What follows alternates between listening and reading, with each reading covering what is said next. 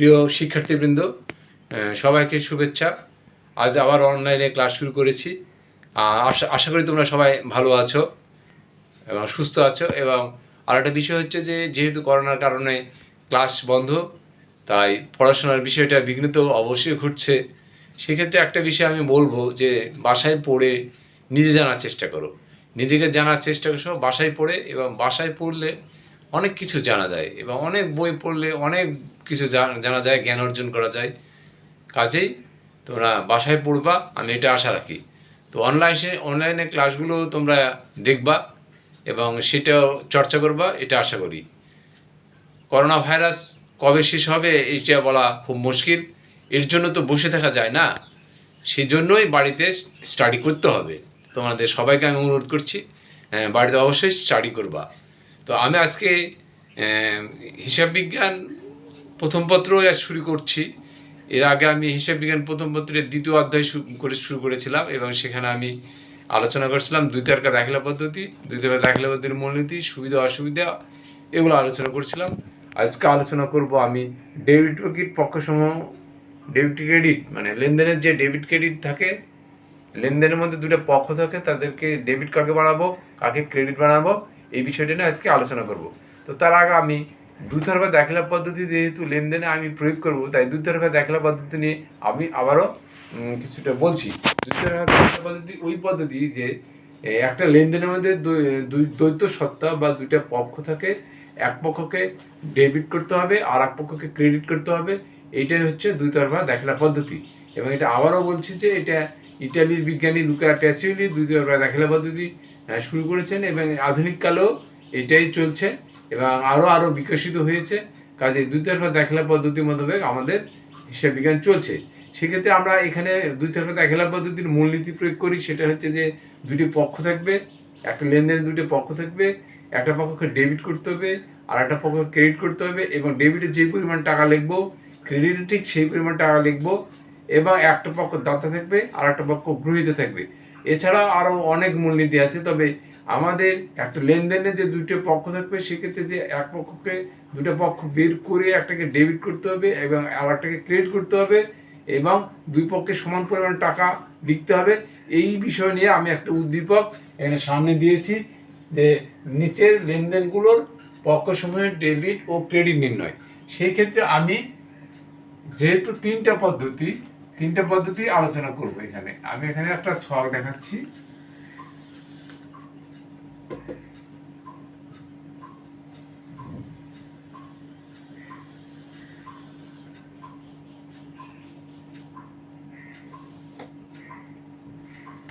এখানে আমি সনাতন পদ্ধতিটা বলছি, সনাতন। এখানে আধুনিক পদ্ধতি কি বলা হচ্ছে সেটা দেখাচ্ছি, আধুনিক। আর এক্ষেত্রে দেখাচ্ছি সমীকরণটা এ এল প্লাস ও ই। এখন ওই কে এটাকে ভাগ করলে L plus C plus I minus E minus D, এটা আমি দেখাবো। তো আমাদের এক নম্বরে আছে আমরা জানি সনাতন পদ্ধতিতে হিসাবকে আমরা ভাগ করবো কিভাবে। এক নম্বর ব্যক্তিবাচকের ক্ষেত্রে কি হয়, গ্রহীতা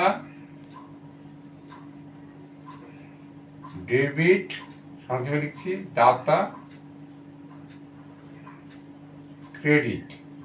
আচ্ছা, দুই নম্বর হচ্ছে সম্পত্তি বাচক। এক্ষেত্রে হবে কি, সম্পত্তি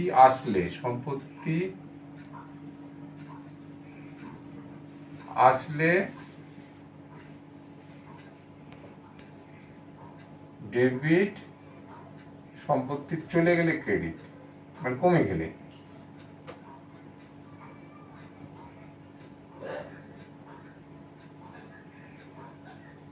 ক্রেডিট। তারপর ব্যয়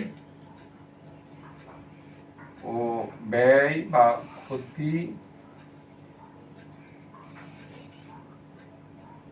বা খরচ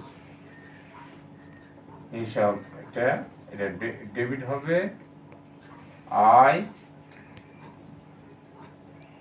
বা লাভ আর কি, ক্রেডিট। আমরা এই তিনটা পদ্ধতিতে করব। এখানে আমরা এটা সনাতন পদ্ধতিতে দেখাবো এই লেনদেনগুলোকে দুইটা পক্ষ করে। আধুনিক পদ্ধতির ক্ষেত্রে হবে কি, প্রথমে আমরা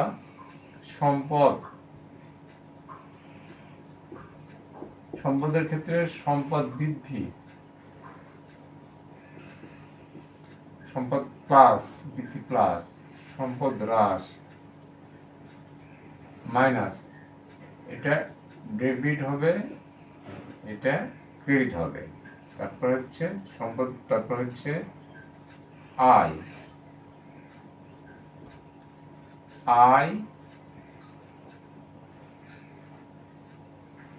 হ্রাস, সরি এটাকে আয় লিখে মাইনাস বি, মাইনাস মানে কমলে ডেবিট, আয়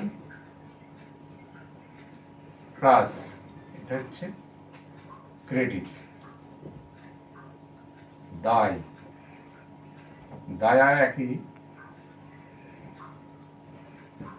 দায় মাইনাস ডেবিট মানে ঋণ কমলে ডেবিট, দায় প্লাস মানে বাড়লে এটা ক্রেডিট। তিনটা। তারপর হচ্ছে সম্পদ আয় ব্যয়, ব্যয় বা ক্ষতি বা খরচ, এক্ষেত্রে ব্যয় প্লাস ডেবিট, ব্যয় হ্রাস ক্রেডিট। মালিকানা সত্ত্ব,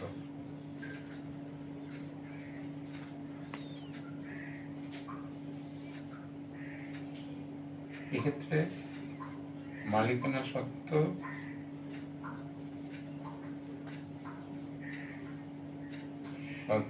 মাইনাস ডেবিট, মালিকানা সত্ত্ব প্লাস ক্রেডিট। এখন আমরা এই লেনদেনগুলো আমরা দুই তরফার মধ্যে দুইটা পক্ষ বের করব। আমি যখন এখানে দুইটা পক্ষ করে দিই, এখানে দেখা দিই দুইটা পক্ষ এত টাকা নিয়ে 10,000 টাকা নিয়ে ব্যবসা শুরু করেছে। 10,000 টাকা মানে এখানে দুটো পক্ষ হচ্ছে 10,000 টাকা মানে নগদ পক্ষ একটা, আর এটা হচ্ছে মূলধন।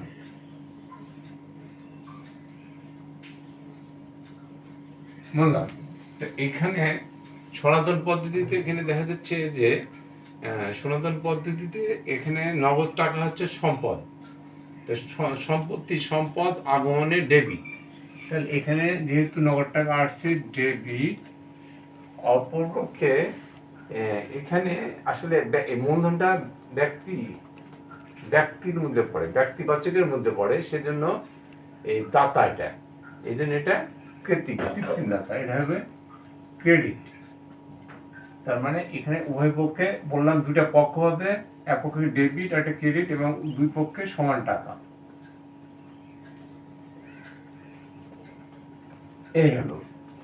এই গেল। তারপর সেকেন্ডলি বলেছে যে 20,000 টাকা আসবাবপত্র নিয়ে ব্যবসা শুরু। তাহলে ব্যবসার শুরুতে যা কিছু যেই সম্পদে আসবে সে সবই মূলধন। এখানে একটা পক্ষ হবে আসবাবপত্র,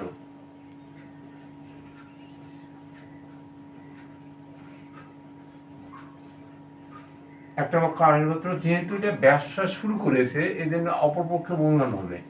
নগদ টাকার সম্পদ আসছে, এখানে আসবাবপত্র সম্পদ আসছে, তাহলে এখানে আসবাবপত্র সম্পত্তি বাঁচা হিসেবে সম্পত্তি আসলে ডেবিট, অপরপক্ষে মূলধন মানে এখানে ব্যক্তিগত হিসেবে দাতা, এটা হচ্ছে এটা ক্রেডিট।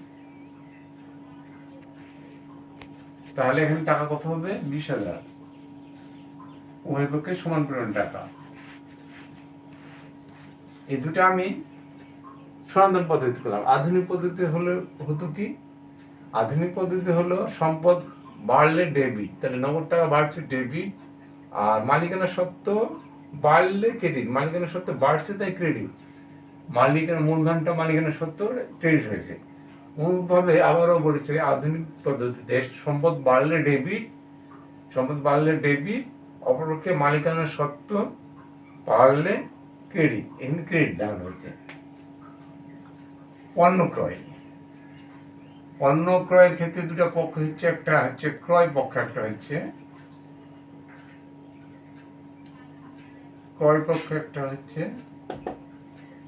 আর একটা হচ্ছে নগদ পক্ষ, যদি নগদে কিনেছে নগদ। তাহলে ক্রয় মানে আমরা জানি যে ক্রয় করা মানে ব্যয় করা। সনাতন পদ্ধতিতে ব্যয় মানে ডেবিট, ব্যয় বৃদ্ধি, ব্যয় হলে ডেবিট, ক্রয় মানে ব্যয়, তাহলে এটা ক্রয়টা ডেবিট। অপরপক্ষে নগদে ক্রয় করছে, তাহলে সম্পদ চলে গেল, তাহলে এই ক্ষেত্রে সনাতন পদ্ধতিতে সম্পদ চলে গেল ক্রেডিট, তাহলে এটা হবে ক্রেডিট। আচ্ছা, অনুরূপভাবে বিক্রয়ের ক্ষেত্রেও ঠিক তাই ঘটনা। বিক্রয়ের ক্ষেত্রে নগদ আর বিক্রয়, তাহলে এখানে একটা পক্ষ নগদ হচ্ছে, আরটা হচ্ছে বিক্রয়। তাহলে এখানে সনাতন পদ্ধতিতে নগদ মানে সম্পত্তি আসলে ডেবিট। প্রথমে দুইটা পক্ষ হলো, দ্বৈত বা দাখিলা পদ্ধতির মধ্যে দুইটা পক্ষ উভয় পক্ষে সমান টাকা, এটা ডেবিট, ক্রেডিট, এটা সমান টাকা 10,000 সমান টাকা। তাহলে আমি আবার বোঝাই যে এখানে ক্রয়ের ক্ষেত্রে সনাতন পদ্ধতিতে ক্রয় মানে ব্যয় বৃদ্ধি পেলে ডেবিট, তাহলে ক্রয় ডেবিট, আর অপরদিকে আয় বৃদ্ধি পেলে ক্রেডিট হয়। তাহলে এখানে দুই পক্ষ আসছে, একটা ক্রয় পক্ষ, একটা নগদ। খরচ পক্ষ একটা, আর একটা হচ্ছে সম্পদ পক্ষ। তো এখানে দেখা যাচ্ছে যে খরচ বাড়ছে, তাই এটা ডেবিট হয়েছে, এখানে 15,000 টাকা সমান হবে দুই পক্ষে। অপরপক্ষে নগদ সম্পত্তি চলে গেছে, এই জন্য এটা ক্রেডিট হয়েছে। আধুনিক পদ্ধতিতেও ঠিক তাই, ব্যয় বৃদ্ধি হলে ডেবিট, ক্রয় ডেবিট, অপরকে ব্যয় হ্রাস হলে ক্রেডিট। কিন্তু এখানে একটা পক্ষ ক্রয় ব্যয় আছে, একটা সম্পদ আছে, সম্পদ চলে গেলে কমে গেলে ক্রেডিট, তাহলে নগদটা চলে গেলে ক্রেডিট। বিক্রয়ের ক্ষেত্রে হচ্ছে কি, সম্পদ আসছে, নগদ টাকা আসছে, তাহলে সনাতন পদ্ধতিতে যখন সম্পত্তি আসবে তখন ডেবিট এক পক্ষ, আর এক পক্ষ বিক্রয় মানে লাভ, আয় হলে ক্রেডিট, বিক্রয় আয় ক্রেডিট, উভয়কে সমান টাকা। আধুনিক পদ্ধতিও ঠিক তাই, সম্পদ বাড়লে ডেবিট, নগদ টাকা আসছে 10,000 ডেবিট, অপরকে বিক্রয় মানে আয়, এখানে আয় বাড়ছে প্লাস, এই জন্য এটা ক্রেডিট। এখানে এইভাবে দেখালো হতো যে ক্রেডিট। আচ্ছা, এই হচ্ছে পণ্য বিক্রয় করলে। তারপর আবার বলেছে বেতন প্রদান করলো কর্মচারীকে 3,000 টাকা। তাহলে এখানে দুটো পক্ষ হবে, একটা হচ্ছে বেতন পক্ষ হবে, আর একটা হবে বেতন তো নগদে প্রদান করা হয়, তাই আর একটা পক্ষ হবে নগদ। এখন বুঝতে হবে যে বেতন আর নগদ। সনাতন পদ্ধতিতে বেতন মানে খরচ হলে ডেবিট, তাহলে এটা ডেবিট। অপরপক্ষে আরেকটা হচ্ছে নগদ মানে সম্পত্তি বেতন প্রদানের ফলে কোম্পানির সম্পত্তি চলে যাচ্ছে, তাহলে ক্রেডিট, তাই এটা ক্রেডিট। তাই উভয় পক্ষে সমান টাকা লিখতে হবে। কত টাকা? 3,000 টাকা। আবার পরে বলছে মনিহারি, মনিহারির খরচ, একটা হচ্ছে মনিহারি পক্ষ,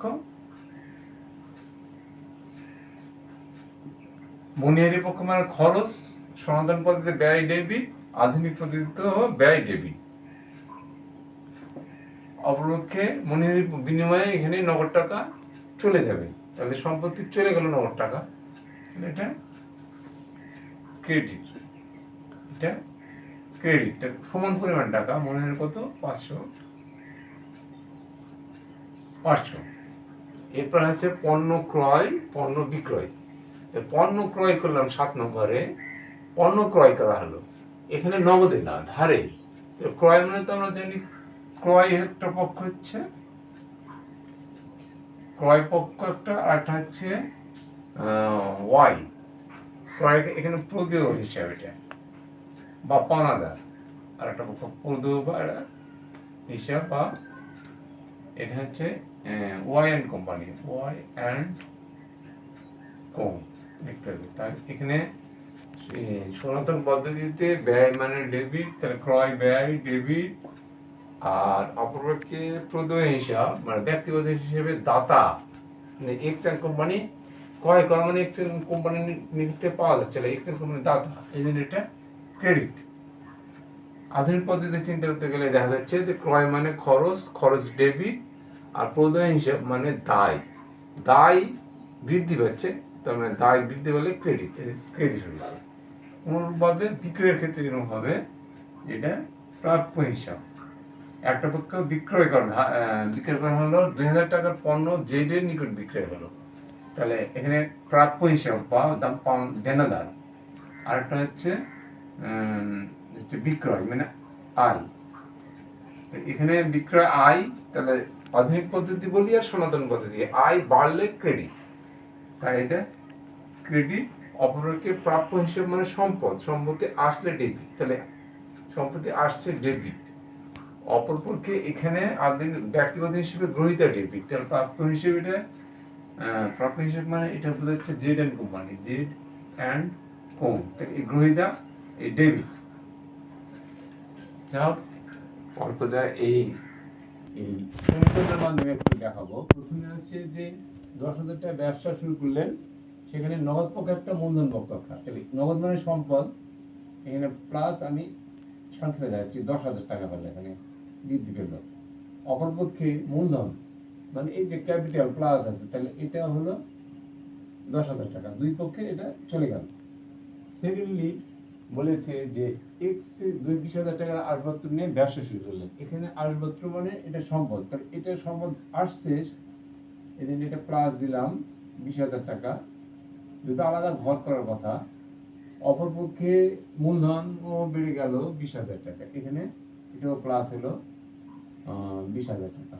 আচ্ছা, 3 নম্বর নগদে পণ্য ক্রয়, তাহলে এখানে বলা হচ্ছে ক্রয় হিসাব ডেবিট আর নগদ হিসাব ক্রেডিট। নগদ মানে নগদ ক্রেডিট হয়েছে, তাহলে নগদটা চলে গেল, তাহলে মাইনাস 15,000 এভাবে দেখানো হবে। আর ক্রয় করছি, তাহলে এখানে ওই থেকে কমে গেল 15,000। আচ্ছা, তারপর নগদ বিক্রয়, তাহলে দুটো পক্ষ হচ্ছে কি, নগদ আর বিক্রয়। নগদ মানে ডেবিট মানে বাড়লো, কত এটা 10,000। অপরপক্ষে নগদ টু বিক্রয়, বিক্রয় মানে আয় প্লাস হয়েছে, তার মানে এখানে সেটা প্লাস হবে।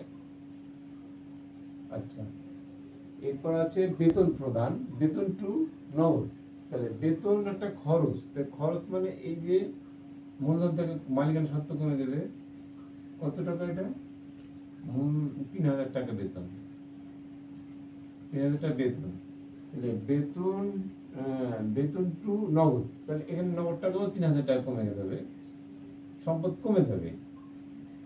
আচ্ছা, মনিহারি খরচ, কাজে এখানেও কমে যাচ্ছে মনিহারি 500 টাকা, এটা থেকে এই যে এটা এক্সপেন্সেস। আচ্ছা, আমি বুঝিয়ে দেওয়া, মনিহারি 500 টাকা কমে গেল, অপরপক্ষে নগদ টাকাও কমে গেল 500 টাকা। আচ্ছা, গেল। তারপর 2,000 টাকা, এই 3,000 টাকা পণ্য ক্রয়, পণ্য ক্রয় করা মানে এখানে এক ঘটনা ঘটছে, এখানে ক্রয় করা মানে খরচ হয়ে গেল, ক্রয় করেছে কত 3,000 টাকা, এটা দিয়ে হয়ে গেল। আবার এখানে এই লাইবিলিটি বেড়ে গেল, 3,000 টাকা প্লাস হলো, যেহেতু আলাদা আলাদা ঘর করার কথা, কিন্তু আমি একভাবে একটু বোঝানোর চেষ্টা করছি, এক পক্ষে যাবে। তারপর 2,000 টাকার পণ্য বিক্রয়, বিক্রয় মানে সব আয় বাড়লো, তাহলে এখানে প্লাস 500 হলো, আর নগদ তো বাড়লো প্লাস এটা হলো। এইভাবে যদি আমরা দুই পক্ষ করি, তাহলে সামারাইজড হবে দুই পক্ষ সমান। আসলে এটা হিসাব সমীকরণের ছক অনুযায়ী এইটা দেখানোর কথা, কিন্তু আমি এখানে একসঙ্গে দেখালাম যে আসলে এই সময় এল প্লাস ওই ক্ষেত্রে কোনটা বাড়ে কোনটা কমে। এখানে দেখা যাচ্ছে যে এটা প্লাস, মূলধন বাড়ছে, এখানে সম্পত্তি বাড়ছে, এখানেও দেখা যাচ্ছে সম্পত্তি বাড়ছে, এটাও বাড়ছে, এদের প্লাস হচ্ছে, কিন্তু এখানে খরচ হচ্ছে, তাই মূলধন এখানে 15 নম্বর নগদ টাকার পণ্য ক্রয় করেছে, তাই এখানে নগদ টাকা কমে গেছে 15,000 টাকা, সম্পদ কমে গেল, চলে গেল, এখানেও ব্যয় হয়েছে মাইনাস, বিক্রয় করছে, এখানে নগদ টাকা আসছে, এই জন্য সম্পদ বেড়ে গেল।